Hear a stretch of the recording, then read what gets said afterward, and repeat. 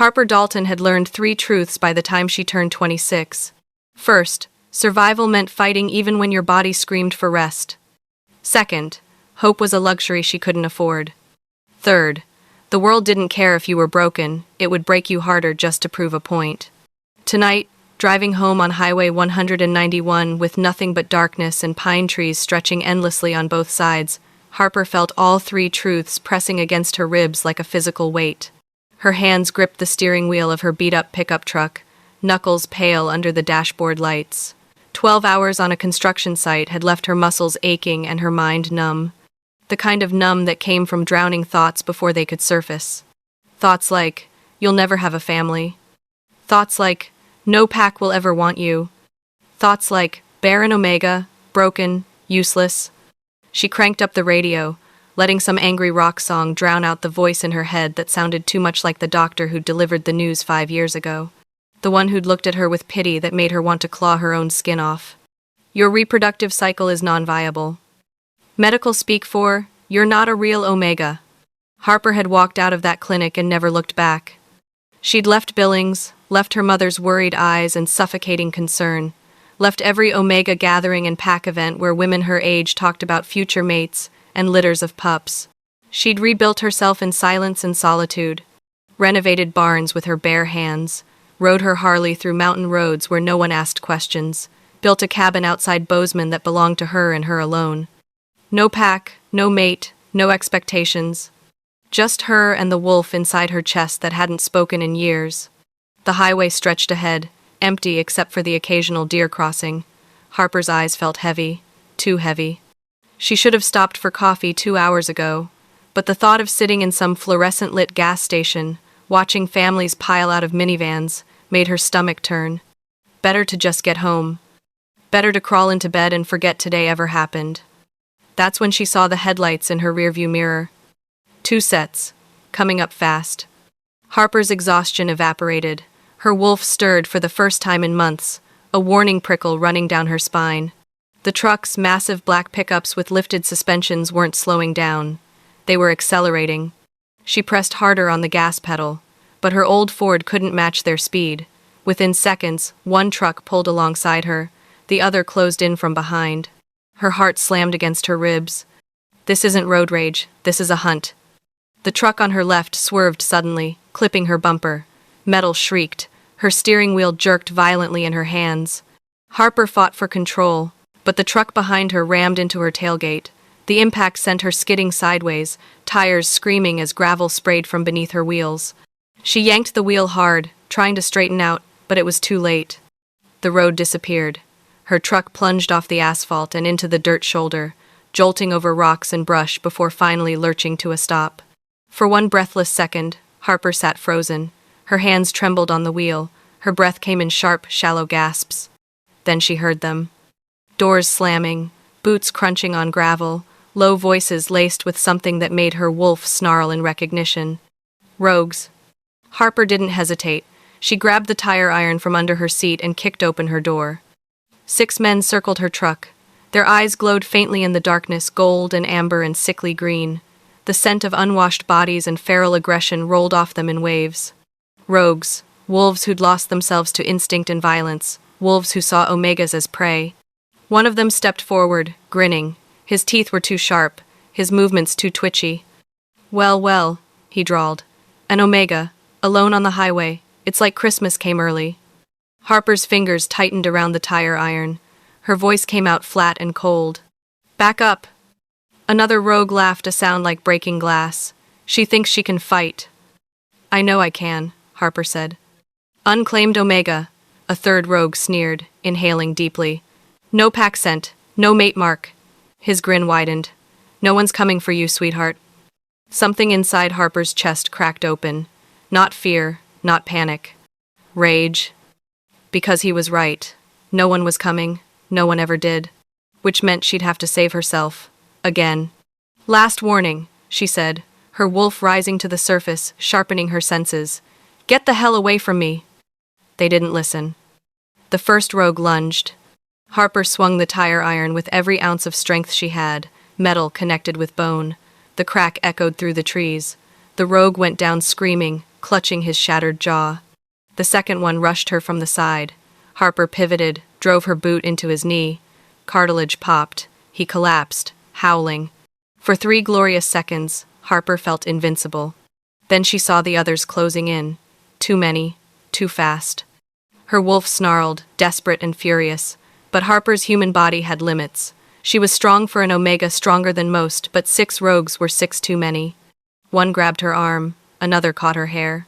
Harper drove her elbow backward, felt it sink into soft flesh. Someone cursed. Her tire iron clattered to the ground. She was going to die here. On this empty highway. Alone. Just like she'd lived. Then the air changed. Pressure rolled over the gravel like thunder without sound, like gravity suddenly doubled. Harper's knees buckled. The rogues froze mid-attack, their eyes going wide with primal terror. 2 motorcycles emerged from the darkness. Pitch black, silent as death. The men who stepped off them made Harper's breath catch in her throat. Tall, broad-shouldered, dressed in dark leather that seemed to absorb the moonlight. And their presence hit her like a shockwave. Alphas. No, not just alphas. Something more. The first one moved like fire, all controlled violence and restless energy. His eyes burned gold even in human form. The second moved like winter itself, cold, precise, devastating. His gaze was ice blue and utterly merciless. They looked at the rogues. Then they looked at Harper. And the world held its breath. Harper couldn't move. Not because of fear, not because of exhaustion, because every instinct in her body had locked into place the moment those 2 men looked at her. Her wolf, silent for so long she'd thought it had died, screamed. Not in warning. In recognition. The golden-eyed one spoke first. His voice was rough velvet, warm enough to melt through the October cold. You hurt? Harper's throat had gone dry. She forced herself to speak, to break whatever spell had wrapped around her chest and squeezed. Don't come closer. He stopped, tilted his head slightly. Something flickered across his face, surprise, maybe, or amusement. The other one, the one with winter in his eyes, studied her with an intensity that made her skin prickle. When he spoke, his voice was quieter, colder, but somehow it burned just as much. She's telling the truth. What the hell did that mean? The rogues had backed away from her the moment the 2 strangers arrived. Now they tried to run. They didn't make it far. The golden-eyed alpha moved first. Harper had seen wolves fight before, had fought herself, but this was different. He didn't shift, didn't need to. He caught the nearest rogue by the throat and slammed him into the ground so hard the earth cracked. The sound of impact made Harper flinch. The dark-haired one, ice-blue eyes narrowing, moved like a shadow. One moment he was standing beside his motorcycle. The next, he had 2 rogues on their knees, arms twisted at angles that made Harper's stomach turn. It was over in seconds. 6 rogues, unconscious or whimpering, scattered across the gravel like broken toys. Harper's heart hammered against her ribs. Her hands shook. She bent down, grabbed her tire iron from the dirt, and held it in front of her like a shield. The golden-eyed one turned to face her. Blood splattered across his jaw. He wiped it away with the back of his hand, never breaking eye contact. You didn't need rescuing, he said. His mouth curved into something that wasn't quite a smile. But we needed to rescue them from you. Harper's grip tightened on the tire iron. I don't know you. Not yet, the dark-haired one said quietly. He stepped closer, slow, deliberate, hands visible. Respectful but commanding in a way that made her wolf whine. But we know you. Her pulse stuttered. That's impossible. Your scent, the golden-eyed one breathed. He moved toward her, close enough that she could feel the heat radiating off him, close enough that his scent hit her full force. Pine, smoke, something wild and burning that made her knees weak. Harper, he said her name like a prayer. Isn't it? How did he know her name? Harper took a step back. Her spine hit the side of her truck. Nowhere left to go. Don't say my name like you know me. We do, the golden-eyed one said. His voice dropped lower. Rougher. We've been waiting for you. Her chest tightened. Her wolf surged forward, pawing at her insides, desperate to get closer to them. No, this isn't happening. We've been looking for you, the dark-haired one added. He was close now, too. So close she could see the silver threading through his black hair at the temples.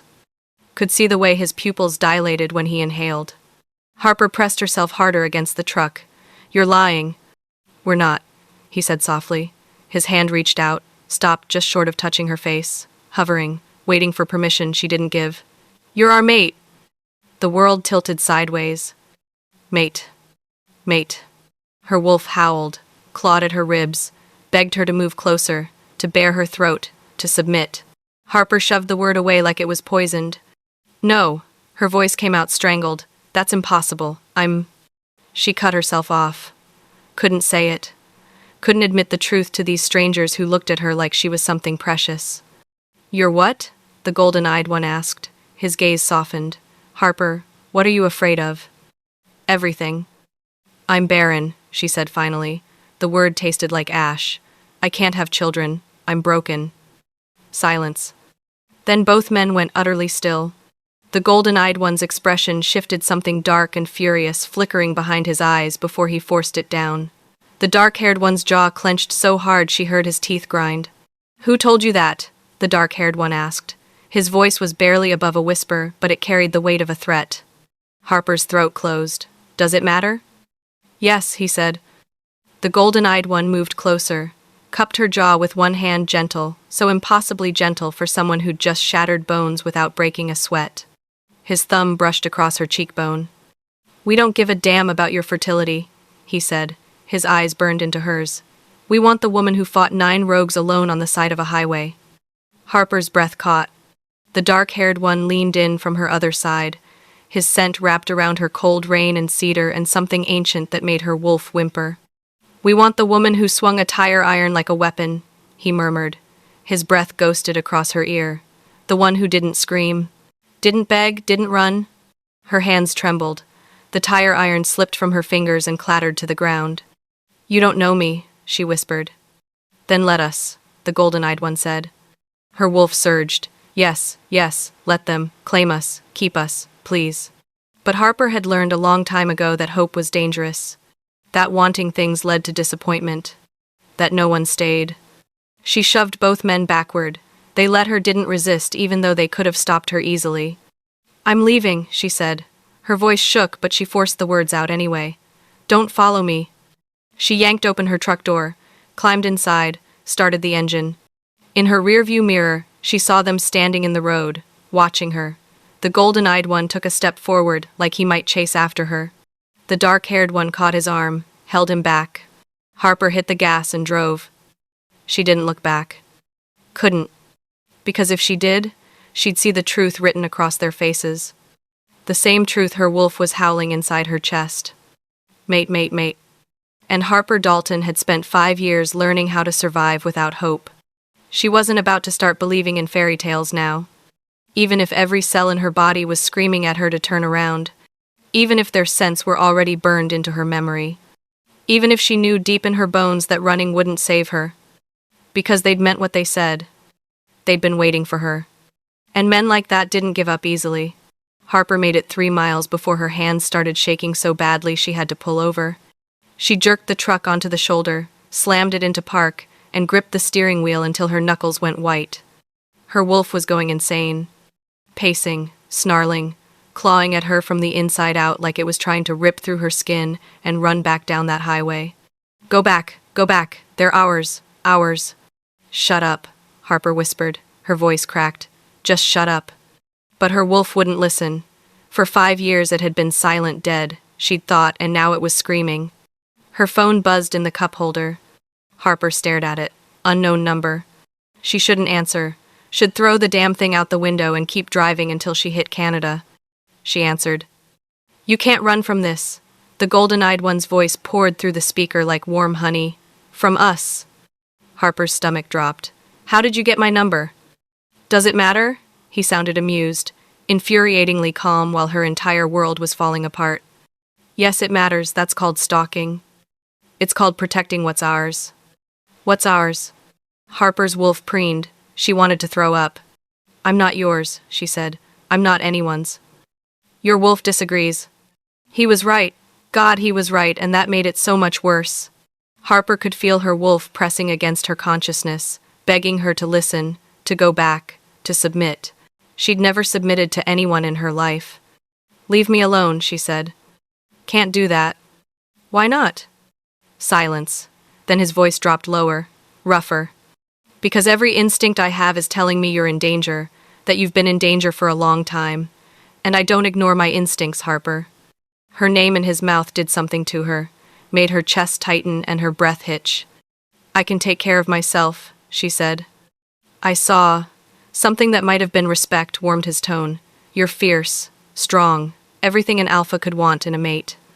I'm not, her voice broke. I can't be anyone's mate. I'm broken. You're not broken. The dark-haired one's voice came through the line now. Colder, sharper, but somehow it cut just as deep. You're cursed. Harper's heart stopped. What? The infertility, he said. It's not natural. Someone did that to you. The truck suddenly felt too small, too hot. Harper couldn't breathe.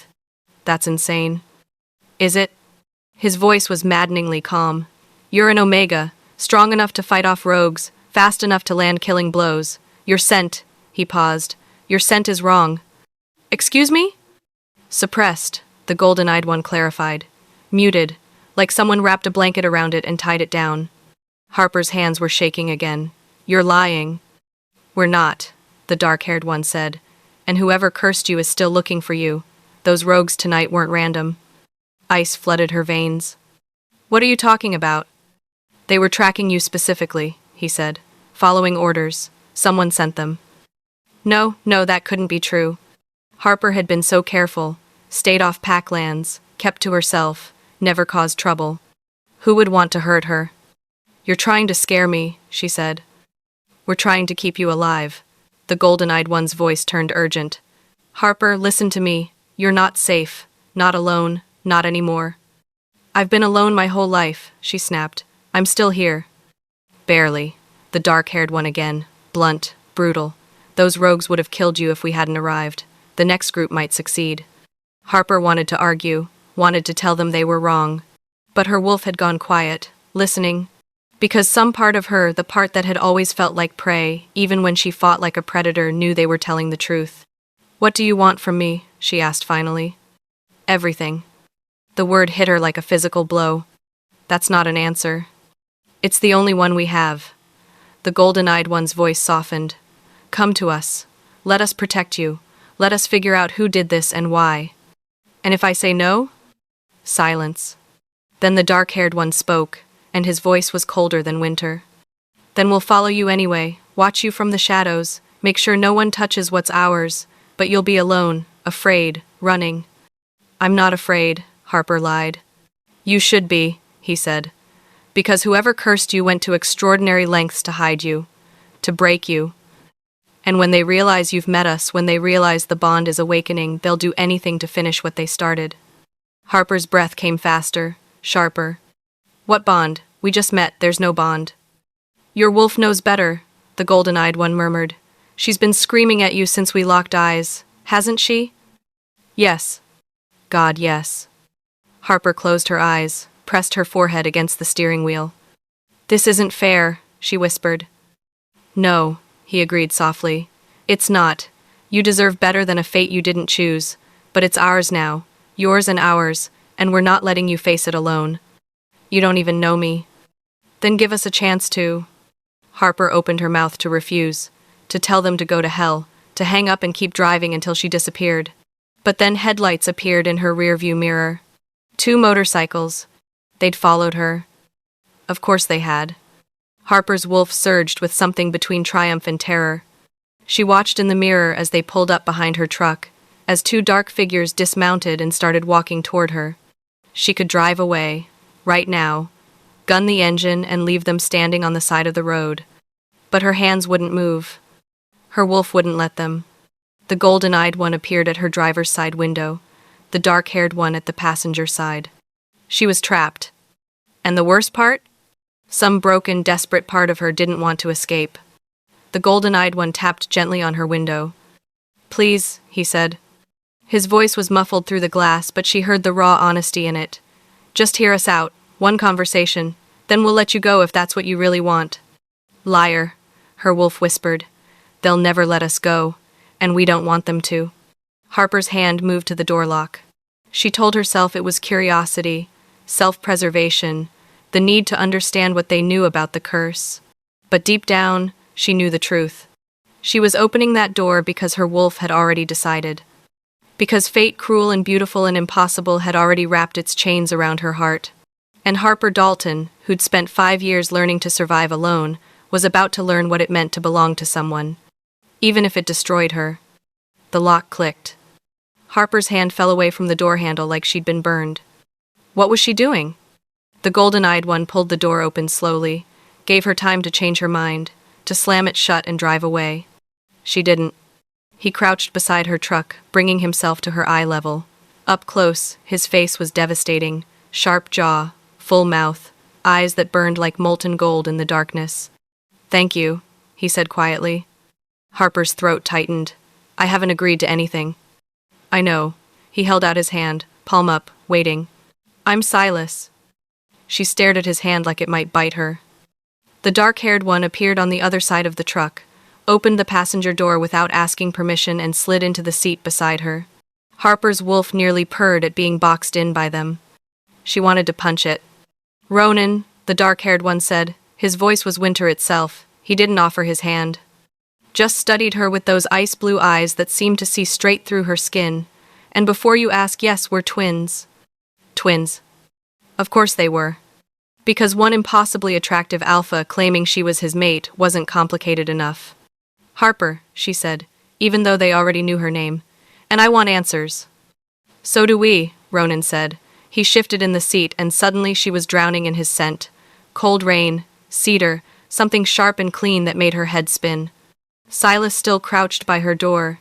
His scent drifted in on the October wind, pine smoke and summer heat, and something wild that made her stomach clench. Being surrounded by them was overwhelming, intoxicating, dangerous. "You said I was cursed," Harper forced the words out. "Explain." Ronan's jaw tightened. "Your scent, it's layered wrong, muted in ways that shouldn't be possible naturally." "Omegas can suppress their scent during heat," Harper said. "It's not that unusual." "This isn't heat suppression." Silas leaned against the truck door frame. "This is something older, deliberate. Someone wrapped magic around your scent and your fertility and locked it down tight." Magic. Harper had heard stories. Witches existed rare and dangerous and usually kept far away from wolf packs. But why would a witch curse her? "I'm nobody," she said. "I grew up in the suburbs. My mom was a waitress. I don't have enemies." "Your mother," Ronan said carefully. "Where is she now?" Harper's chest tightened. "Dead. Car accident 3 years ago." Something flickered across Ronan's face. Sympathy, maybe. "I'm sorry," he said. She didn't want his sympathy. "What does my mother have to do with this?" "Maybe nothing," Silas said. "Or maybe she knew something, protected you from something." "Protected me?" Harper laughed, and it came out bitter. "By making sure I'd never have a family? Never be wanted by a pack? That's not protection, that's a curse." "Unless," Ronan said slowly, "she was protecting you from something worse." Silence filled the truck. Harper's hands gripped the steering wheel again. Her mind raced. What could possibly be worse than living your entire adult life believing you were broken? "The rogues," Silas said. "They weren't random. They knew you'd be on this highway tonight. They were waiting." Ice spread through Harper's veins. How would they know that? "Someone told them," Ronan said. His voice was flat, deadly. "Someone's been watching you." Harper's wolf snarled. She felt sick. For how long? "We don't know," Silas admitted. "But those weren't desperate rogues looking for an easy target. They were organized, following orders." "Orders to do what?" Harper asked, even though part of her already knew the answer. "Kill you," Ronan said, "or take you. Hard to tell with rogues, they're not usually coherent enough for complex instructions." Harper's breath came faster. She was trapped, in her own truck, in this conversation, in this nightmare that had started the moment she'd looked into their eyes. "I need to go home," she said. "Where's home?" Silas asked. She almost didn't answer. But what was the point? They'd already found her phone number, probably knew where she lived. "Outside Bozeman, I have a cabin." "Alone?" Ronan's voice sharpened. "Yes, alone, I like it that way." "Not anymore," he said. Harper's head whipped toward him. "Excuse me?" "You're not staying alone in an isolated cabin when someone's actively hunting you," Ronan said, like it was obvious. like she didn't get a say. Her wolf preened. Harper wanted to scream. You don't get to make that decision, she said. Then what's your plan? Ronan leaned forward. Go home. Hope the next group of rogues is less competent. Wait for whoever cursed you to finish the job. I can take care of myself. Against 6 rogues, maybe, Silas said gently. Against whatever's really coming for you? Harper, you don't understand what you're caught in the middle of. Then explain it to me. We can't, Ronan said, because we don't know yet. But we will, and until we do, you're not leaving our sight. Something hot and furious rose in Harper's chest. You can't just decide that. We already have, Ronan said. That's kidnapping. It's protection, Silas corrected. His voice was still soft, but there was steel underneath it. There's a difference. Not from where I'm sitting. Silas's mouth curved into something that wasn't quite a smile. Then let me make this clearer. You can come with us willingly, let us keep you safe while we figure out who's after you and why. Or you can fight us, run, try to disappear. He paused, held her gaze.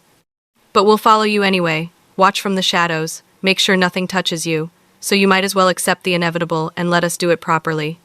Harper's pulse hammered in her throat. That's not a choice. No, Ronan agreed.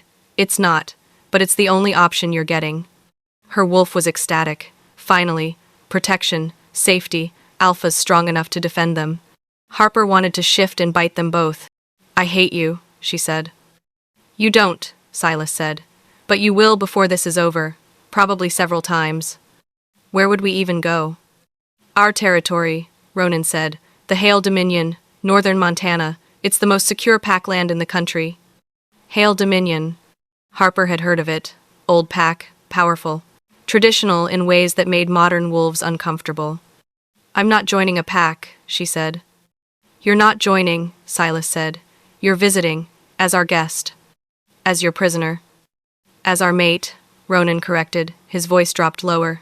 Whether you accept it or not. The word hung in the air between them. Mate. Harper's wolf howled. She closed her eyes, tried to think past the panic and the anger and the traitorous warmth spreading through her chest. 1 week, she said finally. I'll give you 1 week to prove someone's actually after me, to explain this curse. Then I'm leaving. Silas and Ronan exchanged a look. 2 weeks, Ronan said. 1. Compromise, Silas offered. 10 days. Harper wanted to argue, but exhaustion was crashing over her in waves. Her body ached, her mind spun. And some small, desperate part of her whispered, what if they're right? What if you really are in danger? Fine, she said. 10 days, then I'm gone. Silas's smile was slow and knowing and made her stomach flip. We'll see, he said. The words hung between them like a challenge. Harper wanted to argue, wanted to tell Silas exactly where he could shove his arrogant certainty. But Ronan spoke first. You're bleeding. Harper blinked, looked down. Her forearm had a gash she hadn't noticed, shallow but long, probably from one of the rogue's claws. It's nothing, she said. Ronan was already moving. He pulled a first aid kit from under her seat, like he had every right to go through her things. How did you know that was there? Harper asked. You're a fighter, he said simply. Fighters keep supplies close. He wasn't wrong, but it still unnerved her how easily he read her. Silas shifted closer, his warmth pressing against her left side. Let him clean it. I can do it myself. I know you can, Silas said. His voice was softer now, coaxing, but you don't have to. Something about those words cracked something open inside her chest. You don't have to. When was the last time someone had said that to her? When was the last time she'd let anyone help? Harper held out her arm. Ronan's fingers wrapped around her wrist, careful, gentle despite the calluses on his palms. His touch was cool, steady. He cleaned the wound with antiseptic. Harper didn't flinch, even though it burned. You're used to pain, Ronan observed. Not a question. Everyone's used to pain, Harper said. Not like this. He pressed gauze against the cut. You don't react, don't pull away, like you've trained yourself not to feel it. Harper's jaw tightened. I feel it. But you don't show it, Silas said from her other side. His hand came to rest on her shoulder, warm through her jacket. Why? Because showing weakness gets you hurt worse. The words came out before she could stop them. Both men went still. Ronan's fingers tightened fractionally on her wrist. Silas's hand slid down her arm, grounding her. Who hurt you? Ronan's voice was deadly quiet. No one, Harper lied. Harper. She pulled her arm away. Ronan let her go, but his eyes stayed locked on her face. It doesn't matter, she said. It was a long time ago. It matters to us, Silas said. Everything about you matters to us.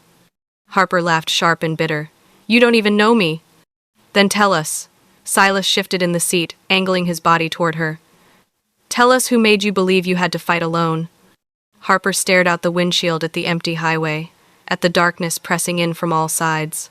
She should tell them to leave, should drive away and never look back. But her wolf was quiet now, listening, waiting. And maybe she was tired of carrying all this alone. My first heat, she said finally. Her voice came out flat, distant. I was 19, late bloomer.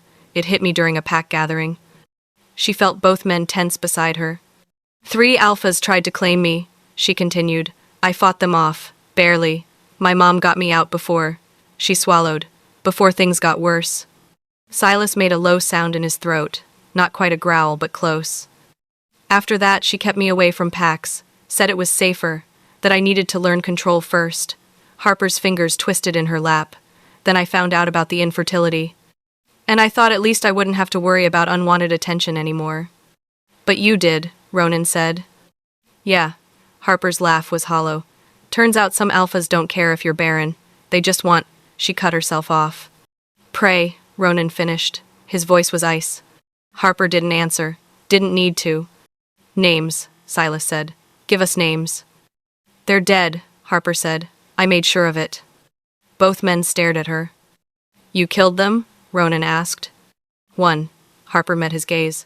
The other 2 got the message and left me alone. Silas's hand came back to her shoulder, squeezed gently. Good, he said. Not horrified, not disgusted. Just proud. Harper's throat tightened. The point is, she forced herself to continue, I learned how to survive alone, how to fight, how to not need anyone. She looked between them.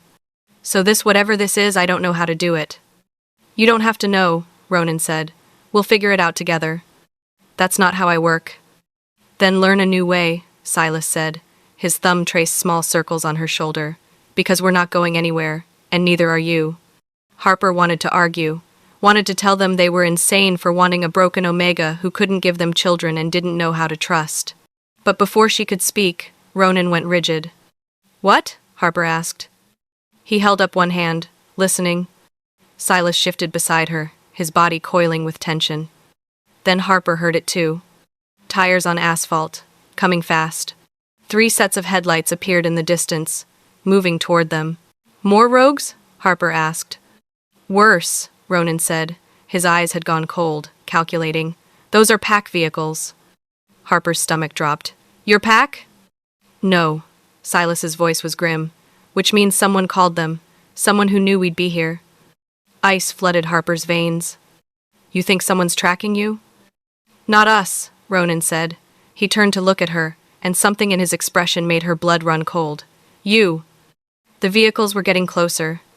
We need to move, Silas said. Now. He was already out of the truck, moving toward his motorcycle with fluid grace. Ronan caught Harper's chin, forced her to look at him. Do you trust us? He asked. No. His mouth curved into something sharp. Smart, but do you trust us more than whoever's in those trucks? Harper looked at the approaching headlights, at the way both alphas had positioned themselves between her and the threat, at the way her wolf was screaming at her to stay close to them. I don't have a choice, she said. You always have a choice, Ronan said. But right now, your choices are come with us or face whatever's coming alone. The trucks were less than a mile away now. Harper's hands shook as she grabbed her keys from the ignition, shoved her phone in her pocket. If you get me killed, she said, I'm haunting both of you. Silas appeared at her door, holding out his hand. You can haunt us all you want, he said. His smile was wild, reckless. As long as you stay alive to do it. Harper took his hand. Let him pull her out of the truck and toward his motorcycle.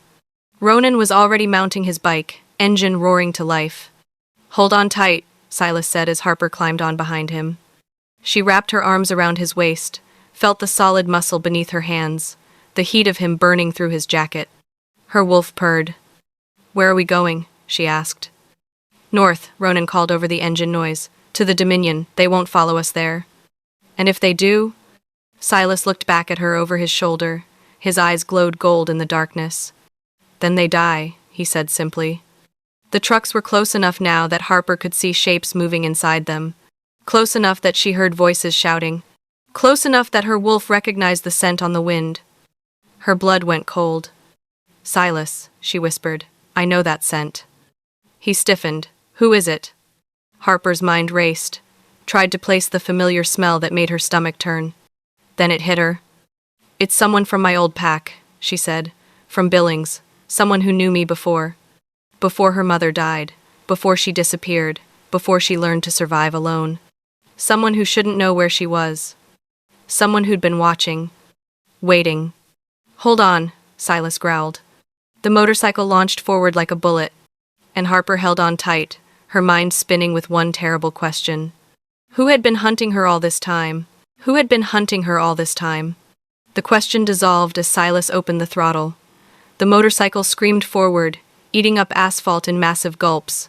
Wind tore at Harper's jacket, whipped her hair back, stole the air from her lungs. She pressed herself against Silas's back, her arms locked around his waist. His body was solid, warm, real in ways that made her wolf settle even as terror clawed at her throat.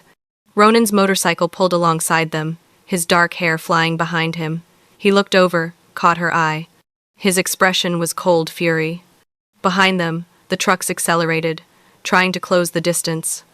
"They're gaining," Harper shouted over the wind. "Let them try," Silas called back. The road curved sharply. Silas leaned into the turn with impossible precision, his body moving like water. Harper's heart lurched into her throat, but he didn't slow down. Ronan matched him perfectly, the two of them moving in synchronization like they shared one mind. The trucks couldn't take the curve at that speed. Their brake lights flared red in the darkness. Silas and Ronan pulled ahead. "There's a turnoff in 2 miles," Ronan shouted. "Old logging road. We can lose them in the forest." "They'll follow on foot," Harper said. "Good," Silas growled. "Let them." The violence in his voice should have scared her. Instead, her wolf preened. The turnoff appeared barely visible, just a gap in the trees. Both motorcycles veered off the highway without slowing. Gravel sprayed. The bikes fishtailed but stayed upright. Harper's grip on Silas tightened until her knuckles went white. The logging road was rough, full of potholes and exposed roots.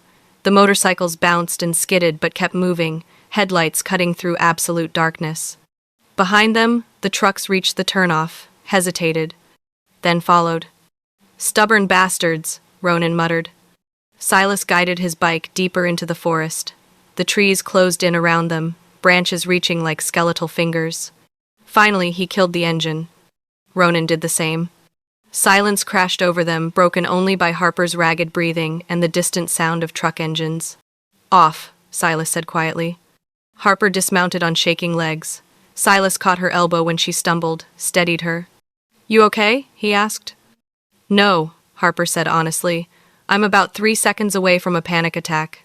His hand slid up to cup her face. His thumb brushed across her cheekbone. "Breathe," he murmured. "We've got you." Ronan moved beside them, his body coiled and ready. "They'll be here in 60 seconds.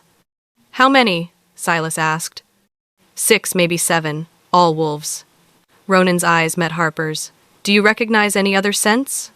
Harper inhaled deeply, sorting through the tangle of smells on the wind. Pine, earth, motor oil. And underneath it all? "Oh God," she whispered. "What?" Silas's hand tightened on her face. "I know who it is." Harper's stomach turned. Evan Cross." Both men went still. "Who's Evan Cross?" Ronan asked. His voice was dangerously soft. My Harper's throat closed. "He was my best friend. Growing up, we were inseparable until—" "Until what?" Silas prompted gently. "Until my first heat." The words tasted like poison. "He was one of the 3 alphas who tried to claim me." Silence. Then Silas made a sound low in his chest that wasn't quite human. "He's dead," he said flatly. "No." Harper grabbed his arm. "You can't just— He might have information. About the curse. About who's been watching me. Or he's the one who cursed you, Ronan said. The thought hadn't occurred to her.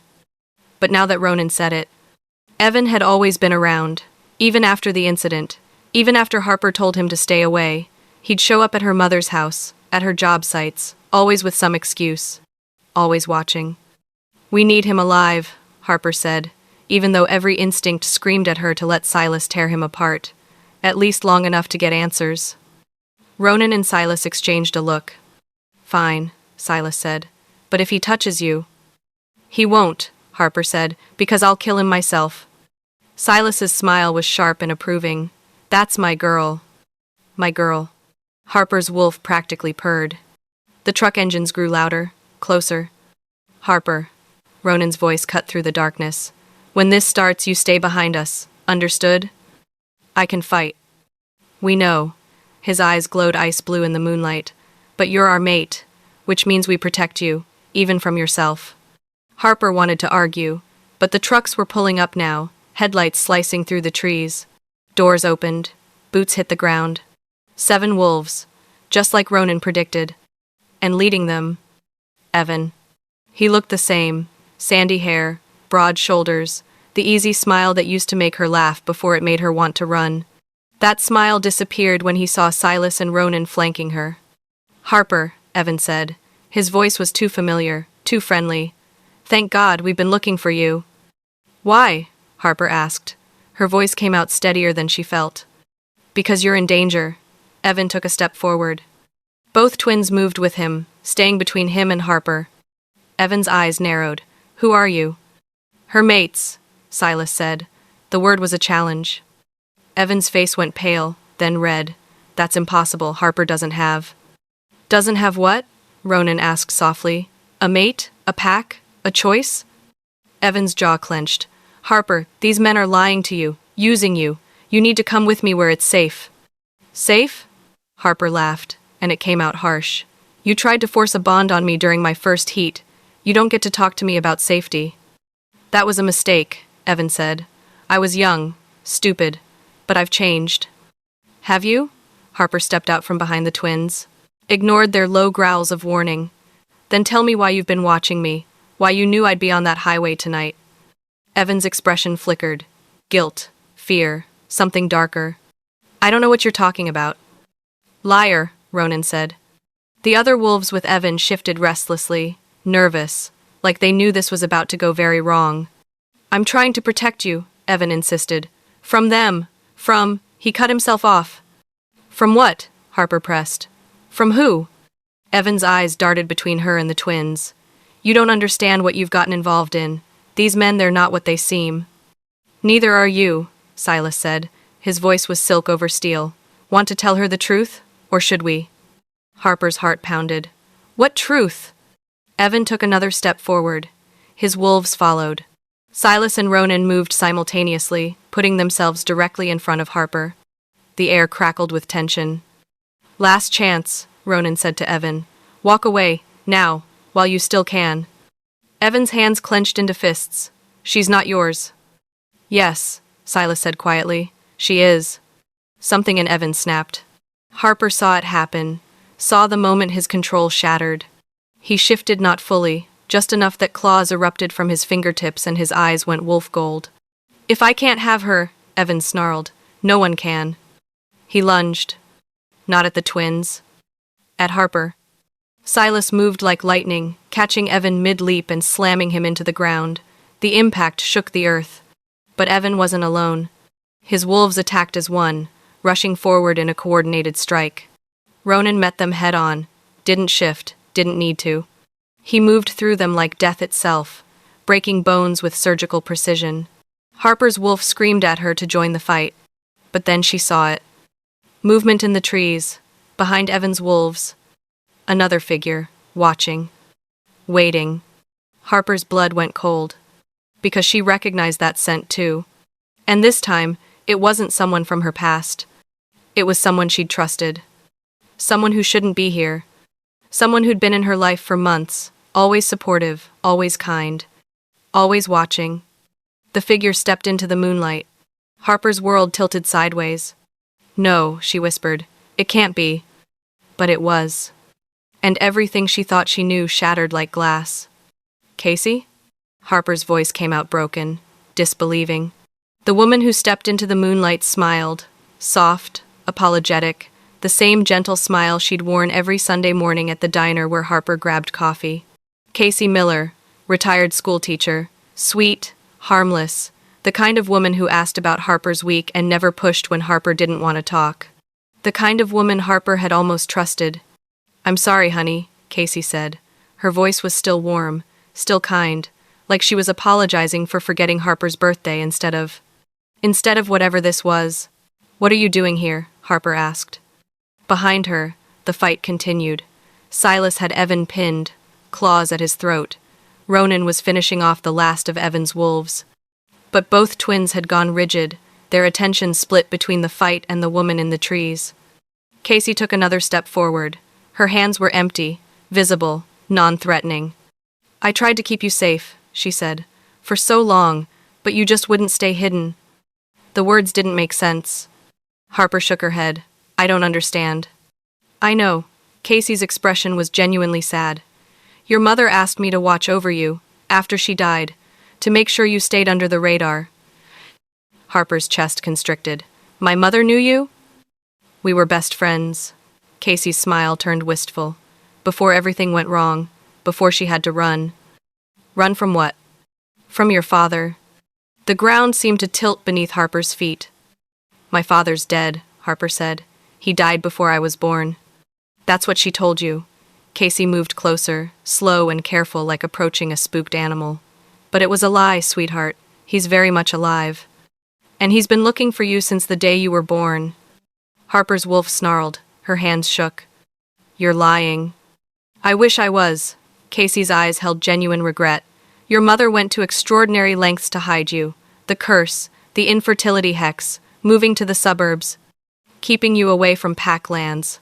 All of it was to keep him from finding you." "Why?" Harper's voice cracked. "Why would he want to hurt me?" "Because you're not just his daughter."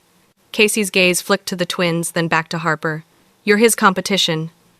Silas had gone completely still, Evan forgotten beneath him. Ronan stood motionless, blood on his hands, his eyes locked on Casey. "What does that mean?" Harper demanded. "It means," Casey said gently, "that you're not just an Omega, Harper. You never were. The curse didn't just block your fertility, it blocked your true nature." "What true nature?" Casey's smile was sad, pitying. "You're an alpha, a born alpha, the strongest bloodline in North America." She paused. "And your father is terrified of what you'll become." The words hit Harper like a physical blow. Alpha. Impossible. She'd presented as Omega at 19, had the scent, the instincts, the curse masked everything, Casey continued. Your scent, your strength, your dominance. Your mother paid a very powerful witch to make you invisible, to make you weak. To make you survive, Ronan said quietly. Casey nodded. Exactly, because if your father found you before the curse broke, she didn't finish. He'd kill me, Harper whispered. Yes. Silence fell over the clearing. Even the injured wolves had gone quiet. Harper's mind raced, tried to process, tried to understand. Alpha. She thought about every fight she'd won, every rogue she'd beaten, the way other wolves instinctively backed down even though she was supposed to be Omega, the way Silas and Ronan had looked at her like she was. You knew, Harper said, turning to face the twins. You knew what I was. Ronan's jaw tightened. We suspected. And you didn't tell me? We weren't sure, Silas said. His voice was careful, controlled. Your scent is still masked. The curse is still active. We needed time to... To what? Harper's voice rose. To confirm I was worth keeping? To make sure I wasn't just some broken Omega you could... To protect you, Ronan cut her off. His eyes blazed. From exactly this, from whoever cursed you, finding out the hex was breaking. Because meeting us triggered it, Silas added quietly. The mate bond. It's unraveling the curse. Harper's breath came faster. Her chest felt too tight.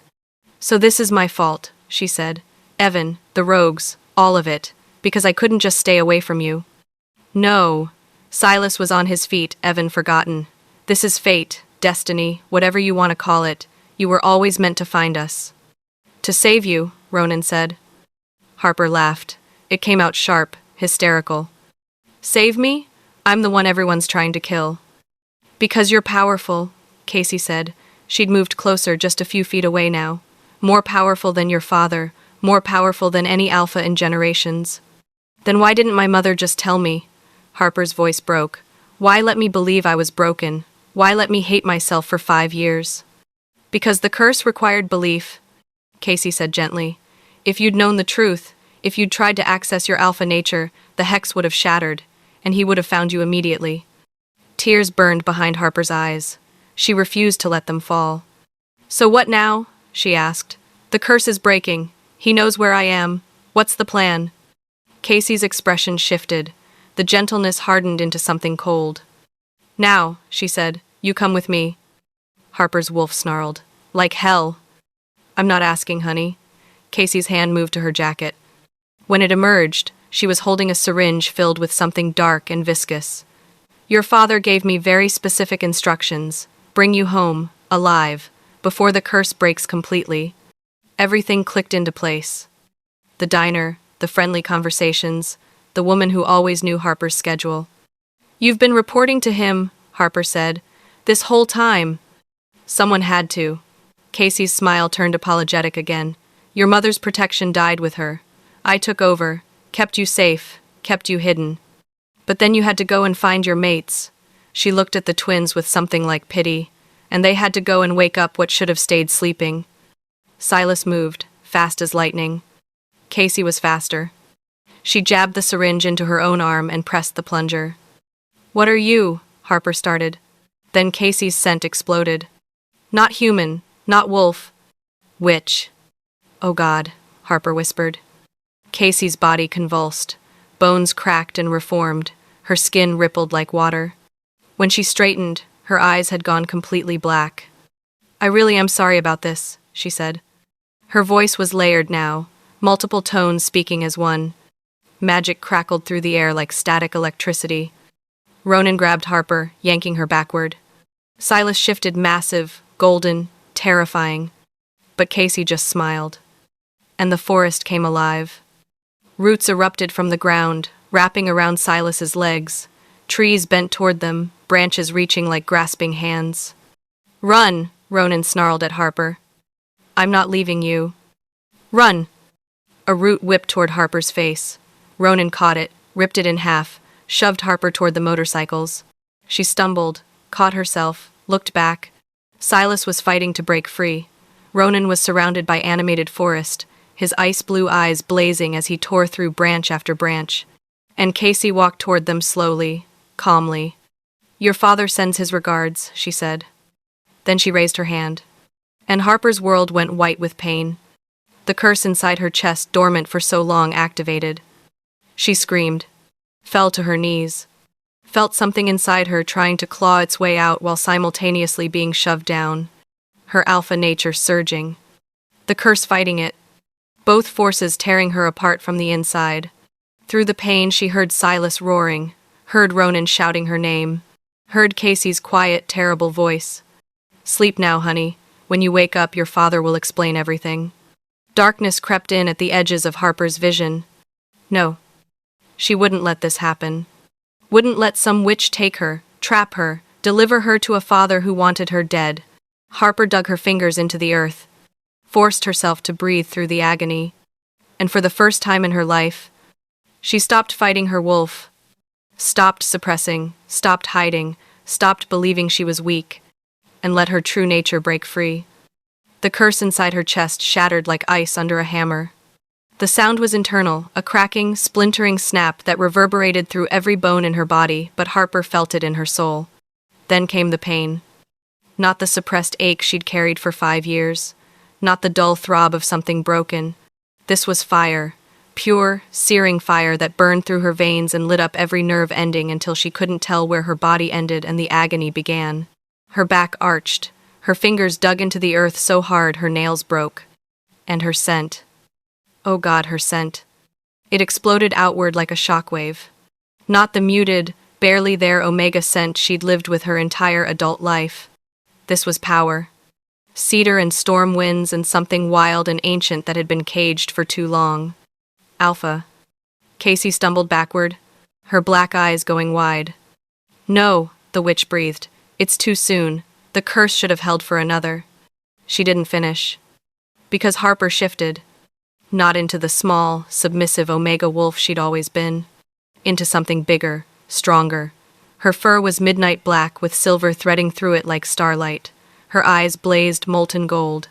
And when she snarled, the sound made every wolf in the clearing, including Evan's remaining pack, drop to their knees. Dominance. Pure, undeniable alpha dominance. Casey raised her hands, magic crackling between her fingers. Harper lunged. She was fast. Faster than she'd ever been. The world blurred around her as she closed the distance, jaws snapping toward Casey's throat. The witch threw up a barrier, shimmering and translucent, but Harper's claws tore through it like paper. Casey screamed. Stumbled. Harper pinned her to the ground, teeth at her neck, growling low and deadly. Harper, stop. Silas's voice cut through the red haze of fury.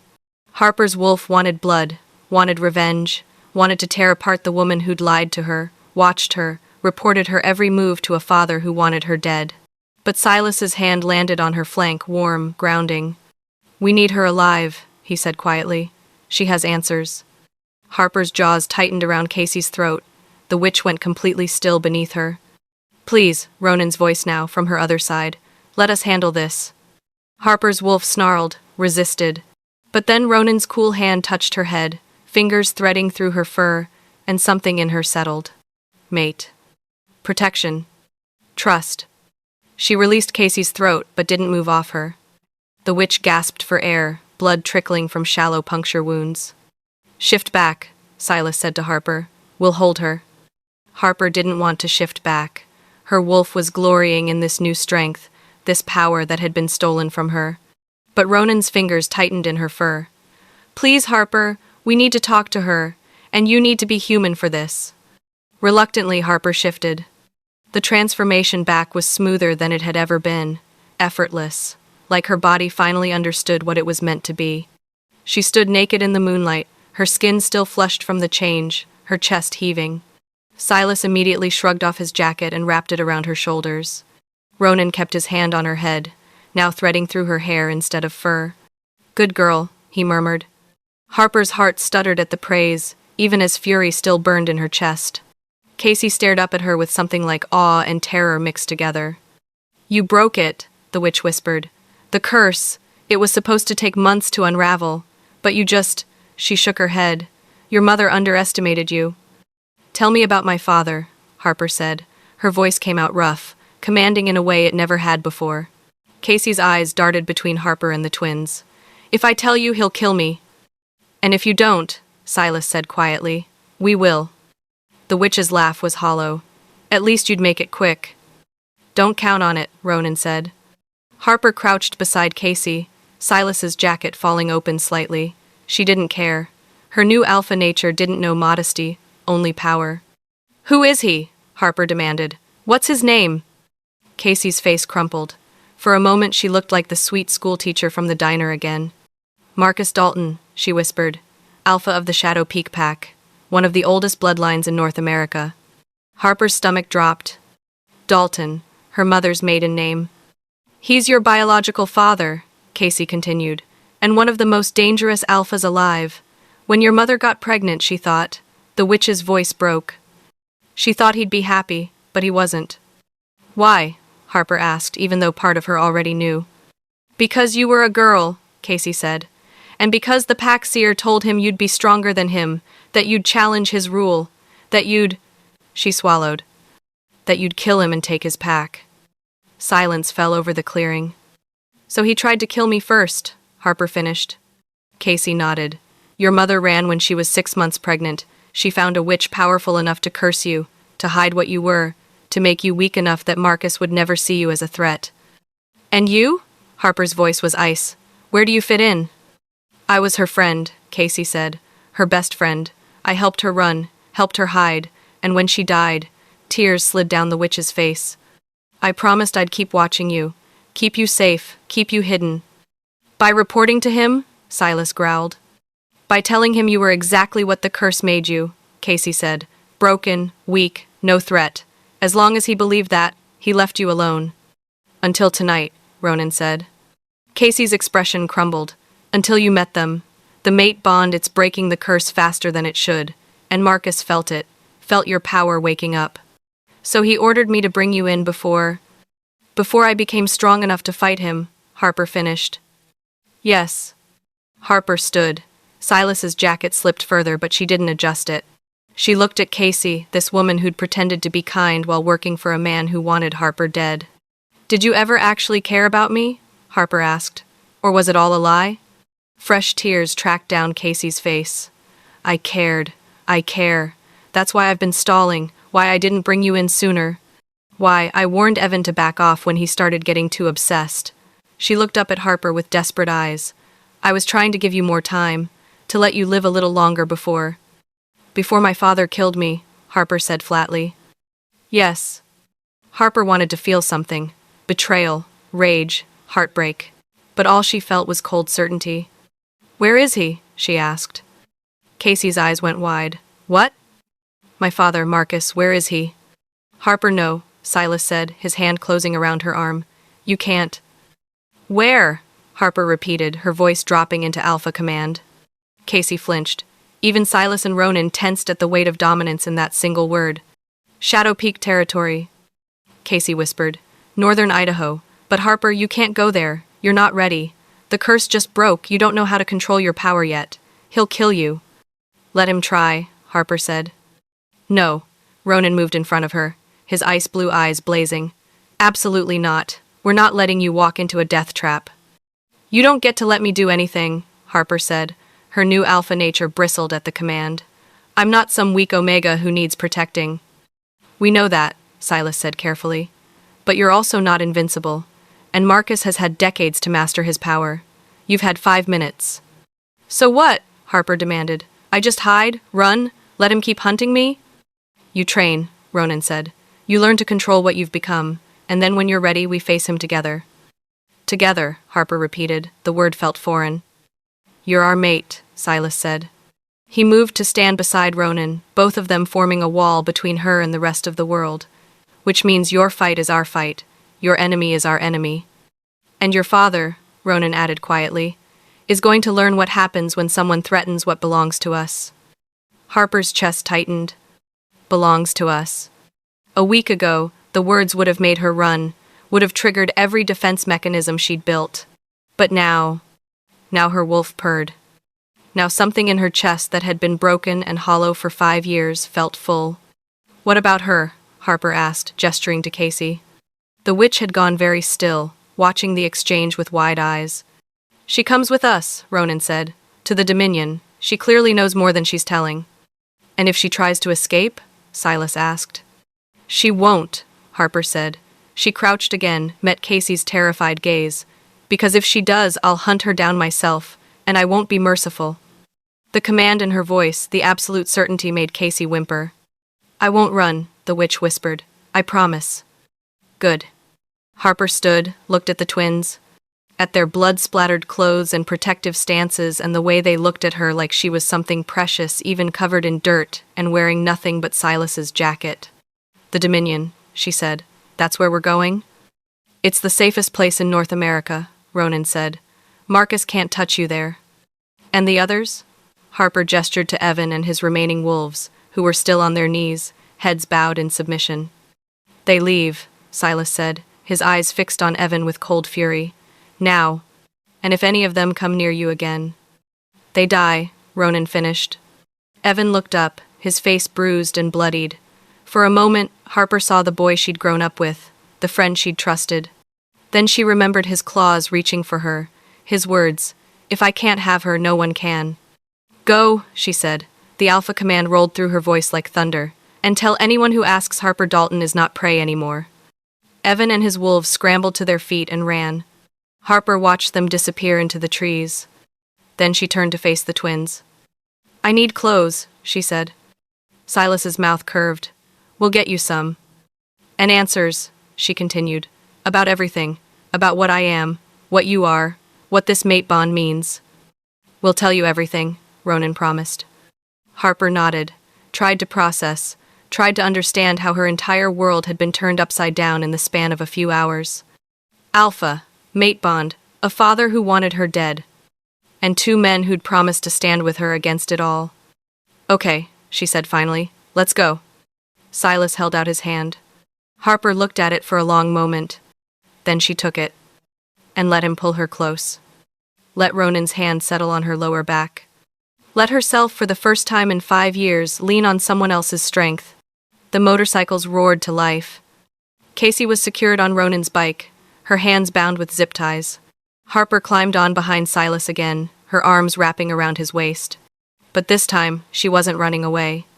She was running toward answers, toward strength, toward a future she'd never imagined possible. Toward home. The word echoed in Harper's mind as the motorcycles tore through the darkness. Trees blurred past, wind whipped her hair. Silas's warmth bled through his shirt where her arms wrapped around him. Home. She'd never had one, not really. The cabin outside Bozeman had been shelter. Her mother's house had been survival. The construction sites had been escape. But home? Home was supposed to be safe, permanent, a place where you belonged. Harper didn't know if she believed in that anymore. The Dominion's border came into view as dawn painted the sky in shades of pink and gold. Massive stone gates rose from the earth, ancient and imposing. Guards flanked both sides, wolves who straightened when they saw the twins approaching. The gates opened without question. They rode through territory that felt different from any packland Harper had ever sensed. The air itself hummed with power, old magic, centuries of tradition and dominance layered so thick she could taste it. Her new alpha instincts bristled. This was someone else's territory, someone else's claim. But Silas's hand covered hers where it rested against his stomach, squeezing gently. "You're safe here," he murmured. "This is our land, which means it's yours too." Yours too. The words shouldn't have made her chest ache. But they did. The main house appeared. Calling it a house was an understatement. It was a manor, stone and timber and glass that somehow managed to look both ancient and modern, intimidating yet inviting. The motorcycles came to a stop in a circular drive. Harper dismounted on unsteady legs. Her body still thrummed with residual power from the curse breaking. Every sense was sharper, clearer, like she'd been living behind frosted glass and someone had finally wiped it clean. Ronan helped Casey off his bike. The witch looked small and defeated, her bound hands trembling. "Take her to the east wing," Ronan told one of the guards who'd appeared. "Post 2 guards. She's not to leave or contact anyone." The guard nodded and led Casey away. The witch looked back once, her eyes meeting Harper's. "I really am sorry," she said. Harper didn't respond. Couldn't. Because sorry didn't undo 5 years of believing she was broken. Sorry didn't erase the nights she'd cried alone in her cabin. Sorry didn't bring back her mother or explain why no one had told her the truth. Casey disappeared into the manor. "Come," Silas said softly, his hand finding Harper's lower back. "You need rest, food, clothes that actually fit." Harper looked down at his jacket, still the only thing covering her. She should have been embarrassed. Instead, she just felt tired. Bone deep, exhausted in a way that had nothing to do with the fight or the ride. Ronan opened the front door, ushering her inside. The interior was warm, lived in, not the cold, sterile space she'd expected from an ancient dominion. There were books scattered on tables, boots by the door, a half-finished cup of coffee on the mantel. It looked like home. "This way," Silas guided her up a sweeping staircase, down a hallway lined with portraits of stern-looking alphas from generations past. They stopped at a door at the end of the hall. Ronan opened it, and Harper stepped inside. The room was massive. Floor-to-ceiling windows overlooked endless forest. A fireplace crackled with fresh flames, and the bed. God, the bed was enormous, covered in soft blankets and pillows that looked like clouds. "This is the Luna's suite," Ronan said quietly. "It's been empty for a long time." Harper's throat tightened. "I'm not your Luna." "Not yet," Silas said, "but you will be." "You don't know that." "Yes," Ronan said, his ice-blue eyes meeting hers with absolute certainty. "We do." Harper wanted to argue, wanted to tell them they were insane for wanting a woman who'd just discovered she wasn't even the species she thought she was. But exhaustion crashed over her in waves. "I need to shower," she said instead. "Through there," Silas gestured to a door on the left. We'll bring you clothes, food, whatever you need. Harper nodded, started toward the bathroom, then stopped. Thank you, she said without turning around, for not letting me face that alone. Silence. Then Silas's warm hand touched her shoulder, turning her gently to face them. Harper, he said, his golden eyes impossibly soft. You're never facing anything alone again. That's what mate means. Her wolf purred. Her human heart stuttered. I don't know how to do this, she whispered. Any of this. Being an alpha, being a mate, being, her voice broke, being wanted. Ronan moved closer, his cool fingers tilting her chin up. Then we'll teach you, he said. One day at a time, one moment at a time. And if I'm terrible at it? Harper asked. If I can't be what you need? Impossible, Silas said. His thumb traced her cheekbone. You're already everything we need, everything we've waited for. Tears burned behind Harper's eyes. She refused to let them fall. I'm broken, she said. One last defense, one last wall. No, Ronan's voice was firm. Final. You were caged. There's a difference. The tears spilled over. Harper tried to turn away, but Silas caught her face in both hands. Let us see you, he murmured. All of you. The scared parts. The angry parts. The parts that don't know how to trust. Why? Harper choked out. Because those are the parts that make you fierce, Ronan said. The parts that make you strong enough to be our mate. Our equal, Silas added. Harper's knees buckled. Both twins caught her, pulling her between them. Silas's warmth at her front, Ronan's solid presence at her back. She was surrounded, caged in the best possible way. I'm scared, she admitted. The words felt like glass in her throat. Good, Ronan said against her hair. Fear means you're brave enough to try. And we're scared too, Silas confessed, his forehead pressed against hers. Terrified we'll mess this up, that we won't be enough for you. Harper pulled back to look at him. That's insane. You're both, she gestured helplessly. Perfect. Silas laughed, the sound rough and real. We're really not. We're possessive, Ronan said. Overprotective. We'll drive you crazy trying to keep you safe. We'll fight with each other about who gets to protect you first, Silas added. We'll probably smother you, Ronan continued. And we definitely won't be good at sharing you with anyone else, Silas finished. Harper found herself laughing through tears. You're selling this really well. We're trying to be honest, Ronan said, his lips curved into something almost like a smile. Because you deserve honesty. Even when it's messy, Silas said. Harper looked between them, at their blood-stained clothes and fierce eyes and the way they held her like she was something precious. I might break things, she said. I've never lived with anyone, never shared space. I'm probably terrible at compromise. We'll fix whatever breaks, Silas said. I don't know how to be soft, Harper continued. How to be vulnerable. I've spent 5 years building walls. We'll wait while you take them down, Ronan said. However long it takes. And I can't, her voice cracked. I can't have children, even without the curse. Casey said it blocked my fertility. What if it's permanent? Both twins went very still. Then Silas cupped her face, his eyes burning gold. Harper, he said, we don't need children to be happy. We need you, just you. But what if I want them? Harper whispered. Someday? What if I... Then we'll figure it out, Ronan said. Together, adoption, magic, science, whatever it takes. But right now, Silas said, his thumb catching her tears, right now we just want to make sure you're safe, that you're here, that you're ours. Ours. The word should have scared her. Instead, it settled something wild and aching in her chest. Okay, Harper breathed. Okay, Silas repeated. I'll try, she said. I'll try to trust you, to let you in, to, she swallowed, to be your mate. The twins moved simultaneously. Silas's mouth found hers warm and demanding and gentle all at once. His kiss tasted like summer and smoke and promises she'd never thought anyone would make. When he pulled away, Ronan turned her in his arms.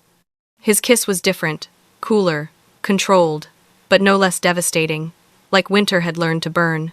When they finally released her, Harper was breathless, shaking, and for the first time in 5 years, she felt whole. Go shower, Ronan said softly, his fingers threading through her hair one last time. We'll be right outside. You don't have to. Yes, Silas said, we do. Harper didn't argue. She walked into the bathroom and closed the door. The shower was enormous, the water was scalding hot, and for 20 minutes, Harper let herself break down completely. Cried for her mother, for the childhood friend who'd betrayed her, for the 5 years she'd spent believing she was broken. Cried because she was terrified and relieved and overwhelmed and hopeful all at once.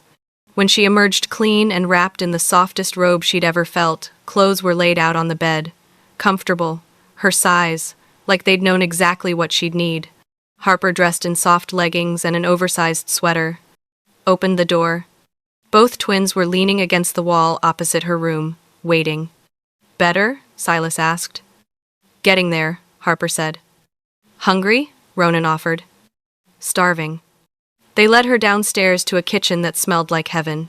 Someone, probably Silas, based on the easy way he moved around the space, had made breakfast. Eggs, bacon, toast, coffee. Normal things. Human things. Harper ate until her stomach hurt. The twins watched her with soft expressions, occasionally adding food to her plate when she slowed down. "What happens now?" Harper asked finally. "Now," Ronan said, "we deal with your father." Harper's stomach clenched. "How?" "Carefully," Silas said. "Marcus is dangerous, powerful, but he's also a coward who tried to kill his own daughter because he was afraid of her strength. Which means," Ronan continued, "we need to make sure you're stronger, train you, teach you to control your alpha power." "How long will that take?" "As long as it needs to," Silas said. Harper set down her fork. "And in the meantime, he's out there, planning, hunting." "Let him," Ronan said coldly. "This is our territory. He can't touch you here." "But I can't hide forever." "No," Silas agreed. "Eventually we'll face him. But when we do," his eyes glowed gold, "you'll be ready. And he'll realize exactly what he created when he tried to destroy you." Harper's wolf stirred, eager, ready. But her human heart was still scared. "What if I'm not strong enough?" she whispered. Both twins moved to flank her, Silas on her left, Ronan on her right. "You fought 9 rogues alone," Silas said. "You broke a curse that should have been unbreakable," Ronan added. "You've survived 5 years believing you were worthless," Silas continued, "and you're still standing." "You're already strong enough," Ronan finished. "You just need to believe it." Harper looked between them. At the conviction in their eyes, the certainty, the absolute faith. And for the first time, she let herself believe it too. "Okay," she said, "teach me." Silas grinned, wild and fierce. Ronan's mouth curved into something predatory. "With pleasure," they said in unison. Months later, Harper stood at the edge of the training grounds, her body sheened with sweat, her muscles burning in the best way. She'd just taken down 5 of the Dominion's best fighters. Without shifting, Ronan watched from the sidelines, his ice-blue eyes glowing with pride. Silas was beside him, grinning like Harper had just won the lottery. Again, she called to the fighters, picking themselves up off the ground. They groaned but got into position. Harper's wolf purred, her alpha nature sang. She was strong, powerful, everything she'd been meant to be before fear and curses had tried to cage her. That night, wrapped between her mates in the massive bed they now shared, Harper finally said the words she'd been holding back. "I love you." Both twins went still. Then Silas rolled her onto her back, his golden eyes blazing. "Say it again," he demanded. "I love you," Harper repeated. "Both of you." Ronan's cool hand cupped her face, his thumb tracing her lips. "We love you too," he said. "More than anything." "Forever," Silas added. Harper smiled. And believed them. Because she'd learned that home wasn't a place. It was the people who fought beside you, who saw your broken pieces and called them beautiful, who helped you become who you were always meant to be. Home was here. In their arms. In their pack. In her own skin. Finally, after 26 years of searching, Harper Dalton had found where she belonged. And she was never letting go. Thank you for watching this story to the end. If you enjoyed this story, you will surely love the next one. It's as crazier and more intriguing as can ever imagine, so do check it out.